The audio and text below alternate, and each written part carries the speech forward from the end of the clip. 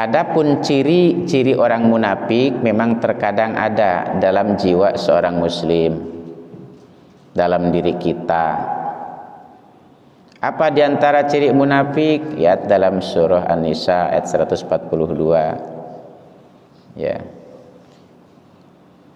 Bahwa orang-orang munafik idza qamu ila sholati qamu kusala.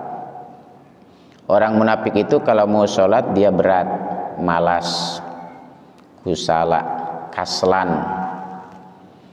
berat. Kenapa berat? Karena dia sholatnya hanya pura-pura.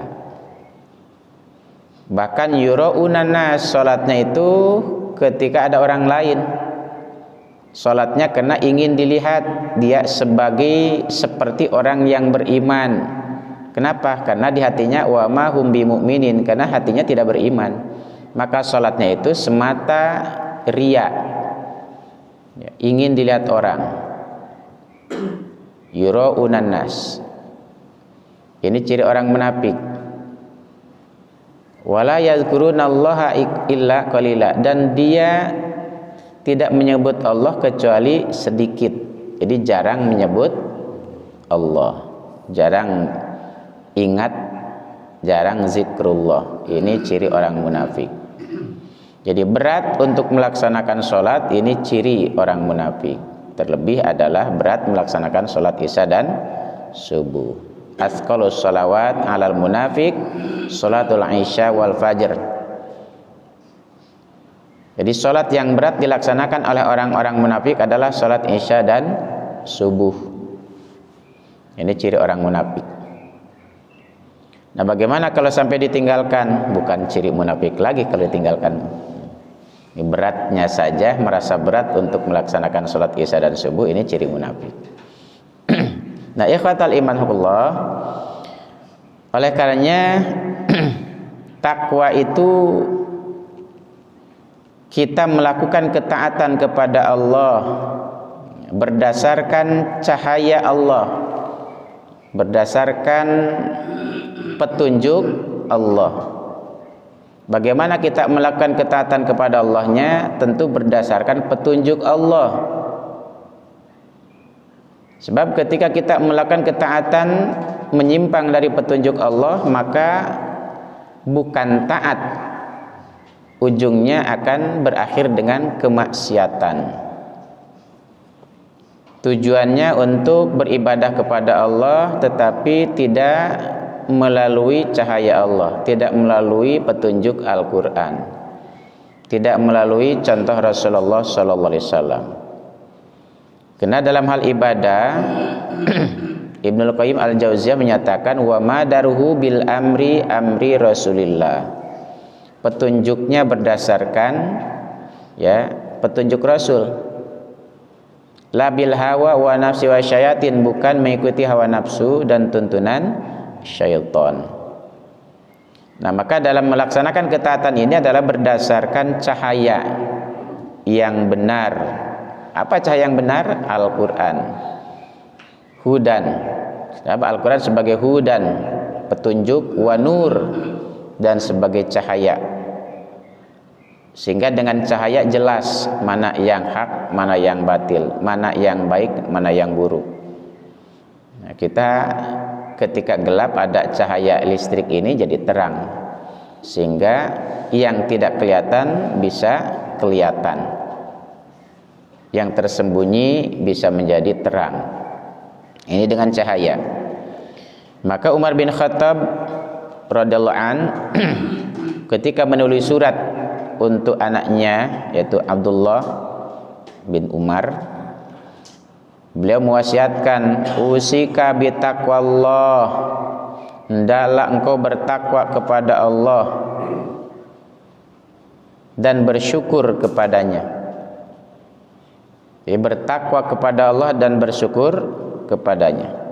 Dan jadikanlah takwa di kedua pelupuk mata hatimu, sehingga mata dan hati ini adalah betul-betul diatur dengan aturan Allah dan takut kepada Allah Subhanahu wa taala. Maka ada doa yang diajarkan oleh Rasulullah sallallahu alaihi wasallam, Allahumma inni as'alukal huda wat tuqa wal afafa wal ghina. Ini sering kita bacakan. Allahumma inni as'alukal huda. Ya Allah, aku memohon kepadamu petunjuk ketakwaan. Jadi memohon kepada Allah petunjuk untuk jalan takwa. Wal afafa dan kesucian, atau jauhkanlah dari hal-hal yang tidak baik. Ifah, biar bersih daripada dosa dan maksiat. Tanpa dengan petunjuk Allah kita tidak akan bisa ya untuk melakukan ketaatan kepada Allah. Wal ghina dan kecukupan. Tidak ada yang memberikan kecukupan kepada kita kecuali Allah Subhanahu wa taala. Maka dalam doa kita sering menyatakan hasbunallah ni'mal wakil ni'mal maula wa ni'man nasir. Jadi kita minta kecukupan itu kepada Allah sebagai penolong ya, sebagai pelindung. Cukupkan diri kita, perlindungan kita kepada Allah. Terlebih di era zaman yang kacau seperti sekarang ini, maka kita wajib ya berlindung kepada Allah. Sebab kalau tidak, maka setan akan leluasa untuk menyesatkan ya kepada kita. Jadi doa ini kita baca setelah sholat, ya Allahumma inni as'alukal huda wat tuqa wal afafa wal ghina. Allahumma inna nas'aluka ridhaka wal jannah wa na'udzubika min sakhatika wan nar. Dan ini sering dibacakan ya. Nah, ikhwatal imanullah.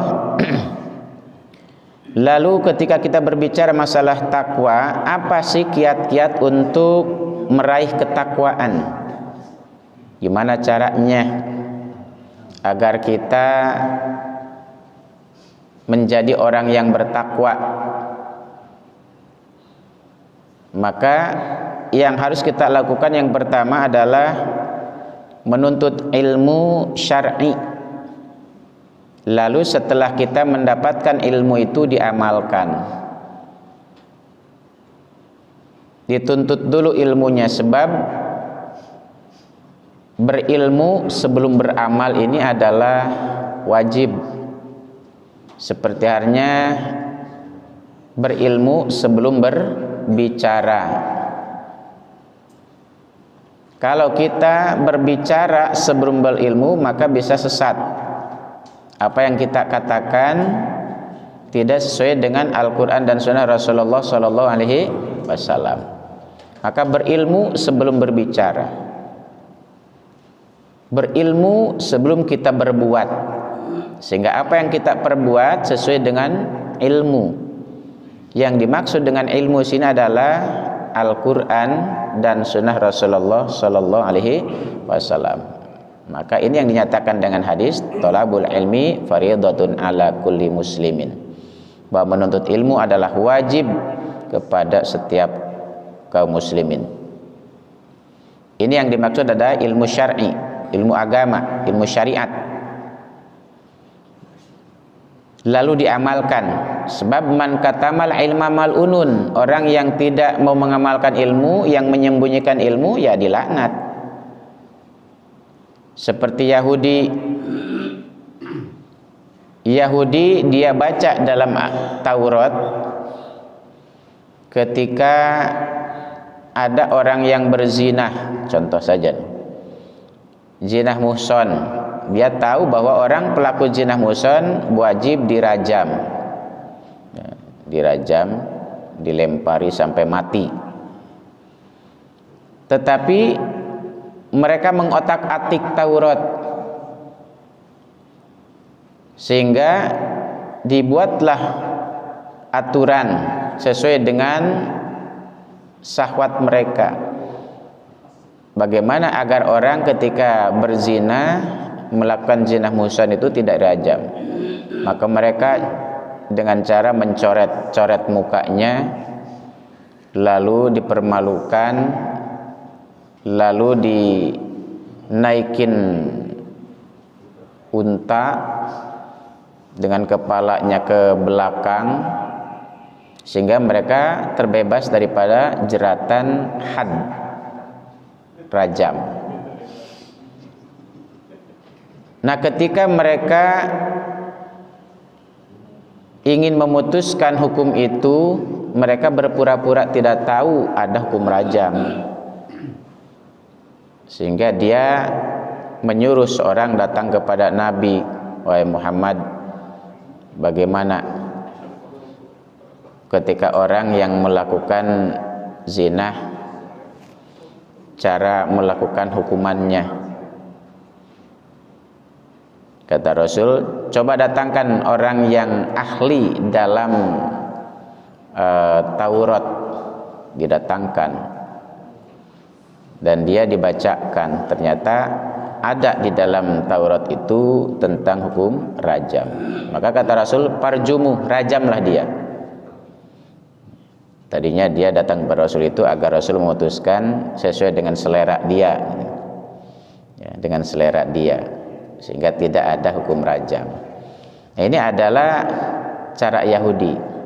Jadi mereka mengotak-atik kitab, ya, Taurat, agar mereka tidak dijerat dengan hukum berdasarkan syariat agama.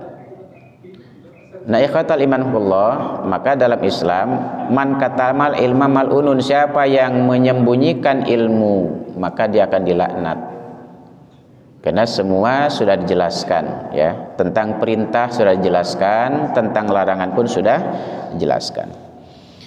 Nah, yang kedua, kiat untuk meraih sebuah nilai ketakwaan adalah melaksanakan perintah-perintah Allah dan menjauhi segala larangan Allah. Perintah Allah yang paling besar adalah mentauhidkan Allah Subhanahu wa taala. Jadi perintah yang paling besar adalah perintah mentauhidkan Allah Subhanahu wa taala, dan ini adalah yang pertama kali. Dan larangan yang paling besar adalah larangan mempersekutukan Allah. Oleh karena Allah Subhanahu wa taala mengutus kepada setiap umat seorang rasul. Walaqad ba'atsna fi kulli ummatir rasula an i'budullaha wajtanibut tagut.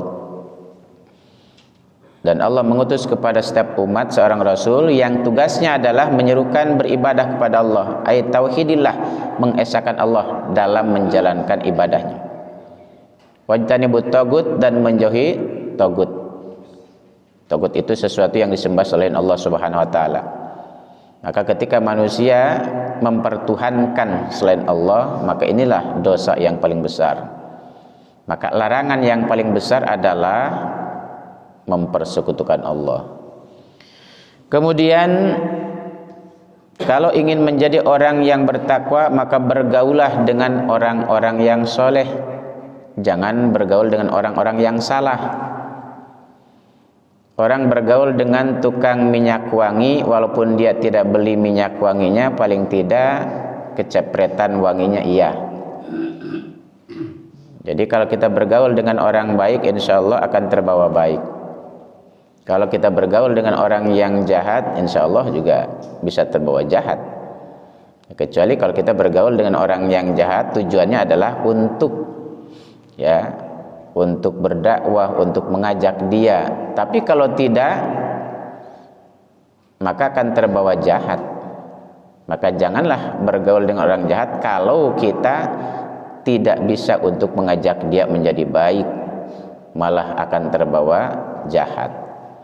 Karena itu kiat untuk menjadi orang takwa, bergaulah dengan orang-orang yang soleh, dengan orang-orang yang bertakwa. Lalu agar kita menjadi orang yang bertakwa, harus selalu merasa diawasi oleh Allah Subhanahu wa taala. Kemanapun kita, dimanapun kita adalah ada dalam pengawasan Allah Subhanahu wa taala. Bahkan Allah sudah ya mengirim ya malaikat sebagai pengawas kita, waskat dan pengawasan malaikat. Kalau hari ini ada CCTV kan bisa dimainin, bisa dihapuskan, bisa dirusak ya. Tapi kalau pengawasan malaikat siapa yang tahu? Nah, maka bagaimana akan menjadi manusia takwa kalau dia tidak merasa diawasi oleh Allah Subhanahu wa taala? Karena kita senantiasa merasa diawasi oleh Allah, maka dalam setiap langkah dan perbuatan kita akan lebih hati-hati. Kiranya apa yang kita ucapkan baik apa salah, apa yang kita perbuat tepat apa tidak. Sebab semuanya ada dalam pengawasan Allah. Yang kelima, selalu berdoa kepada Allah agar diberi ketakwaan tadi ya.